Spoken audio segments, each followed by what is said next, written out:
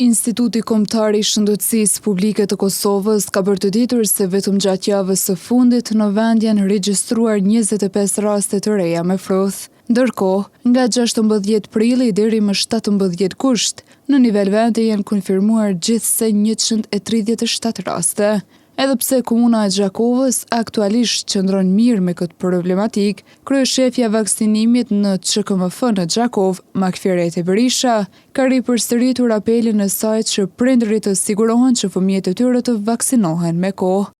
Fatmirësisht në komunën tonë nuk kemi raste të regjistruar zyrtarisht dhe jemi të lumtur që deri më tash nuk kam brit kjo sëmundje në komunën e tonë. Unë ju kisha bo apel të gjithë qytetarëve që të vinë t'i vaksinojnë fëmijët me këtë vaksinë, që t'i mbrojmë fëmijët nga një sëmundje që po i ka komplikime. Për të gjitha rastet kemi informacione që kanë pas komplikime dhe kanë qenë të shtrur dhe në QKUK në Prishtinë. Kështu që ju lutem ejani t'i vaksinojmë fëmijët, të mbrojmë shëndetin e fëmijëve tanë rrethit dhe të tërë komunës.